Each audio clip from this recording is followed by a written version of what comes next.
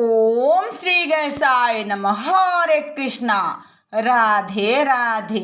मैं कुसुम सिंह छत्राणी आप सभी का अपने चैनल शिव शक्ति में हार्दिक स्वागत करती हूँ। आज मैं आप लोगों को शिव महापुराण के तृतीय शतरुद्ध संहिता के 14वें अध्याय की कथा सुनाने जा रही हूँ। गृहपति अवतार वर्णन। नंदीश्वर बोले, ओ ब्राह्मण अपने घर में अपनी स्त्री से सब समाचार कह सुनाया, प्रारब्ध की प्रशंसा किया।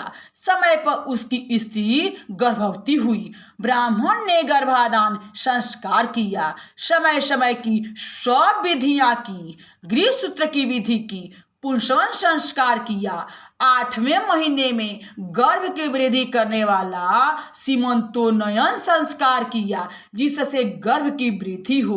पश्चात गुरु के केंद्र स्थान में होने पर, शुभ लग्न में सुंदर योग होने पर, चंद्रमा के समान मुख वाला पुत्र उस ब्राह्मण की स्त्री सुचिस्मति से सूतिका ग्रह में उत्पन्न हुआ। देवताओं ने दुदुम्भी बजाई, दिशाएं निर्मल हो गईं और चारों ओर से नदियों तथा प्राणियों के मन निर्मल हो गए। सप्तगुण युक्त मंगलमयी वर्षा होने लगी। सब मनुष्यों की वाणी प्रिय और कल्याणमयी हो गई। रंभा आदि अप्सराएं, विद्याधरियां और किन्नरियां हाथ में मांगलिक द्रव्य लिए वहां आकर मांगलिक गीत गाने और नृत्य करने लगी।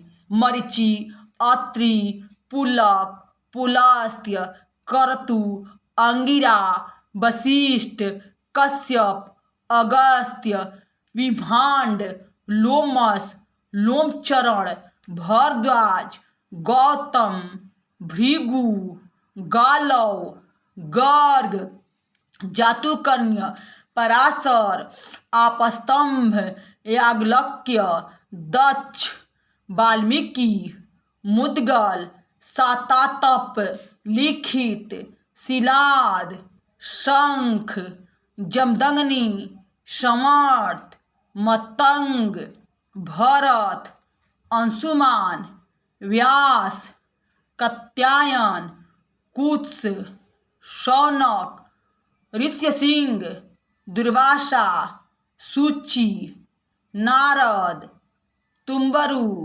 उत्तंक, वामदेव, देवल, हारित, विश्वामित्र, भार्गव, पुत्रों सहित मृकुंडु पर्वत, दारुक, धौम्य, उपमन्यु, वत्स आदिक मुनि और बहुत सी मुनि कन्याएं उस पुत्र की शांति के लिए विश्वानर के आश्रम पर आईं।